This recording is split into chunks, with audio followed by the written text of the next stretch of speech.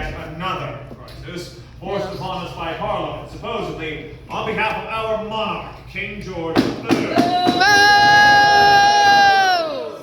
in Boston Harbor are 3 ships, the Eleanor, the Dartmouth, and the Beaver, and their holds are fit to bursting, 340 crates of East India Company tea.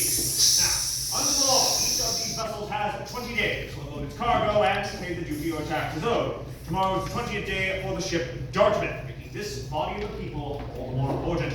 This is your final chance to affect these events in our favor. It was present that ship's owner Francis Roach obtained word from our esteemed Royal Governor Thomas Hutchinson. Years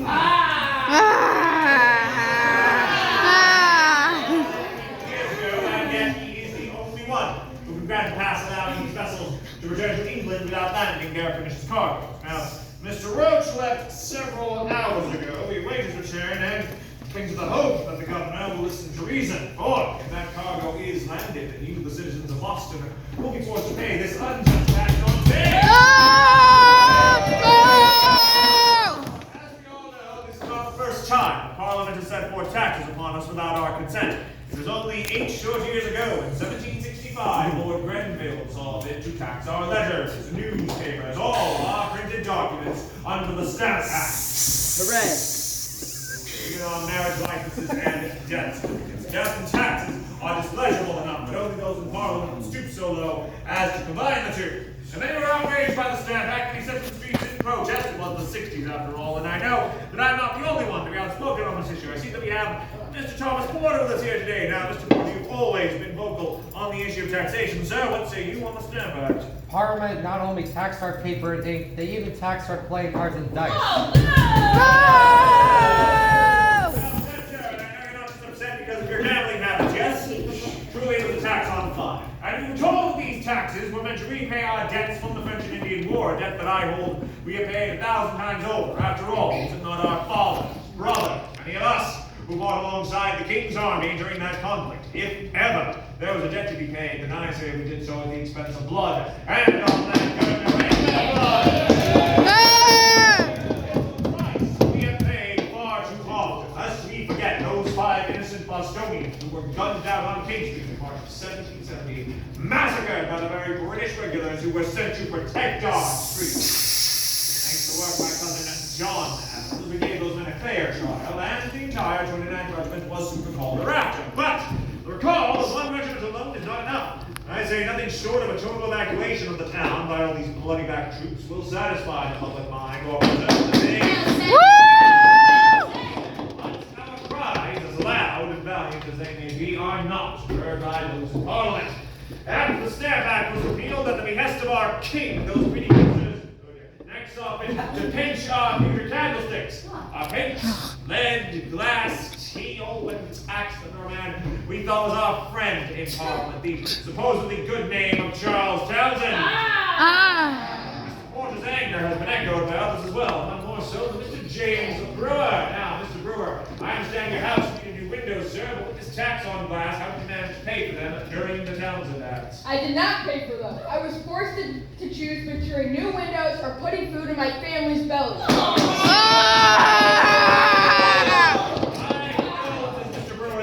A father should have to make, especially one so young. Yes. In response to outrages such as these, merchants banded together. We signed non-importation agreements stating we no longer buy or sell any of these unjustly taxed goods. And many of the women in Boston, our Daughters of Liberty, joined in with non-consumption agreements, promising that these English goods would not enter their homes. By our united efforts, by our united resolves, we forced many of these Townsend duties to be repealed. To be an ever-growing hole compared to the English treasury, and now their greedy eyes will turn to our teeth. Well, if Lord North wishes to enforce this meager 3 penny per pound tax to signify the supremacy of Parliament and its supposed right to tax these colonies, then we have the right to demand representation there, do we not? Of 1215, our charter of 1691, these are the very founts of our British liberties, and they make it clear no British subject may be taxed without the consent of their representatives. If they expect us to pay taxes like Englishmen, to go to war and fight like Englishmen, and we deserve the same basic rights as Englishmen. And we expect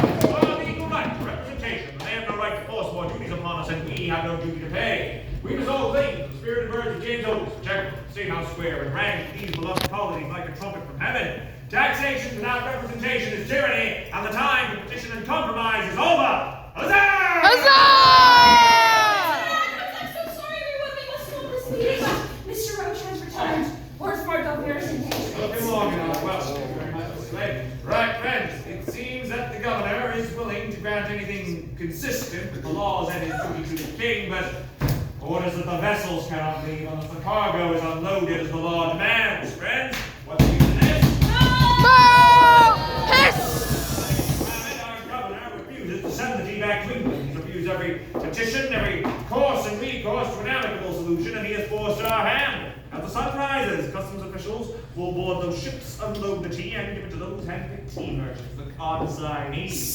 We, the people of Boston, will be forced to pay this unjust tax, and any honest merchants who refuse to sell this foul brew will surely be strangled by monopoly. The time has come for you, the people of Boston, to decide what to do, which is why I turn to you, Miss Scalay.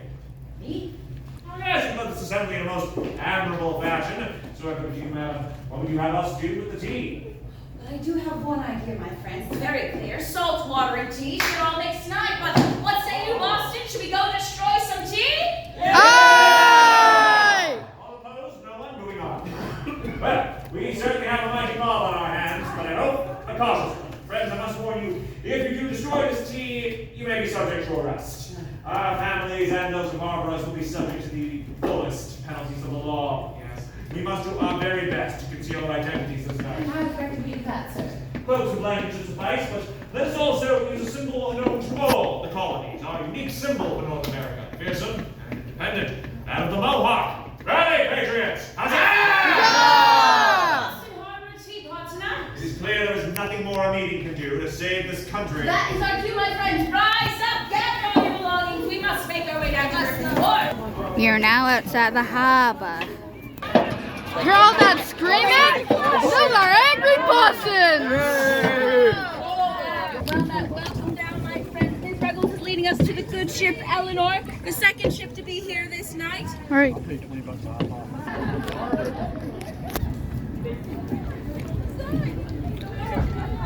Oh, we're going on a ship. Look at this. Figure out your own lecture because I'm not reading it. Wonderful. Welcome all. Now, I did want to make sure you didn't get swept up in all this excitement. So, if you weren't here to destroy the king's tea, say aye. Aye! If you weren't here to throw up the Oak Parliamentary charity, say aye. Aye! If you're here to be arrested and tried for treason, say aye. Aye! No. We're committing a crime. This is a pretty serious punishment if we're caught. Any idea what the punishment for treason is? Yes, death by hanging. It's a fate I would rather avoid. It's not the only danger, though. In fact, the navy's out of our harbor. We have warships. Oh, shit. The active captain and kingfisher, and combined they have 100 cannon and could level the wharf if chosen. In addition, they've been told to fire on any vessel trying to sail away with the tea still on board. Then let's throw it overboard. They can't chase us then. Arm is out of Castle William, where they've relegated after the massacre 3 years ago. They could march back to Boston, but they need express permission from.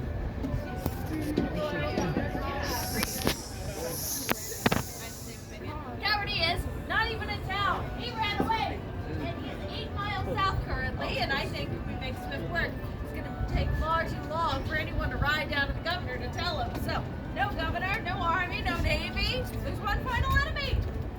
Each other. We're friends and neighbors and co-workers. We know who we came down here with. So if we start bragging about our heroism, we could end up in a lot of water. So I say we think about never to reveal who is here. Yes? Excellent. Raise a hand. Repeat after me. I swear. I swear. Was not there. Not there. Now I have taken the liberty of three of the lightest chests of tea I could find. Now you can tell it's the king's tea because it is all wrapped in white canvas, conveniently stamped with their merchant seal or company logo of United East India Company. Boo! Boo! If anything with this insignia must go into the harbor. I see I have tea brave patriots already bounced up, so I have one more to toss on the tea. Don't open it. Don't open it. Go ahead first. Hey, take this. Excuse me. Okay. We'll be back in the next one, youngsters. Thank you very much. All right, on the count of three. Blue in the center and clear glasses right here for me. Sir, the tricord, clear glasses going first for me. Oh, Don't sorry. worry, you'll get an opportunity. On the count of three, we're going to haul these into the IC depths. 1, 2, 3, into the sea! Yay! Yes! Down with the monarchy! Never to be seen again! Wait, what are we looking at? They're sinking, right? No, they're floating. I'm so excited I skipped some steps. I need y'all to pull them back in for me. Both be back in the neck for me, my friend. Blue in the center. I'm just a little excited. East India Company has ridiculous. They do now that all of this stuff Yes, dump that tea in. back on China, then over to London, and then to us. And well, what's the worst enemy of dry, loose leaf tea before you're ready to pour yourself a cup? Water. Exactly, so these have been waterproof. Not only are the ground to the canvas proof, you see, underneath is a wooden crate of poplar and spruce. Underneath that, a lead foil lining soldered shut. So before you even start on your destruction, you're gonna have to hack through it all with your hatchets. Remember, you brought a hatchet, yes? No. Perfect. So once you got your hatchet, you chop through all those layers, then you reveal about 400 pounds worth, 200 kilograms worth of meat.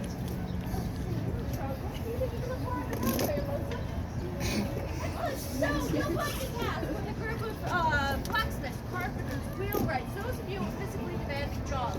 Go down into the hole, look for anything with a seal, wrap ropes around it, and hoist it up with a device called a block and tackle or rope and pulley system. Meanwhile, those of us who are doctors, lawyers, merchants, tailors, jump through those layers, dump it in the sea, and then do it another 114 times in a snowstorm. I have faith in us, I promise. I think if we work together, it should only take us about 3.5 hours. Okay. Excellent. I'm about to release you to commit your crimes. I do have a few rules. You are welcome to explore the vessel at its entirety. I just ask you to keep both feet on the ground deck at all times. Please do not step above board at any moment. I don't want anyone going into the harbor tonight. You are more than welcome to destroy the King's tea. I only ask that you do pull it back in for the patriot behind you. That way everyone gets an opportunity. Do feel free to blackmail each other. It might come in handy. No more criminals. Yo. Right, you can record now. Down with the monarchy! I'm a criminal now! We are just throwing tea into the harbor. Let's go. Casey. What? You're recording? I'm hold on, let I'm me recording record. this. Let me record. Hang on. Throw it in. Alright, ready? Alright, hold on. Video. Ready? Hold on. Hey, ready? Ready? Do Set, it. Go. Down with the Down with the monarchy! Hey! That is how we do it in Boston.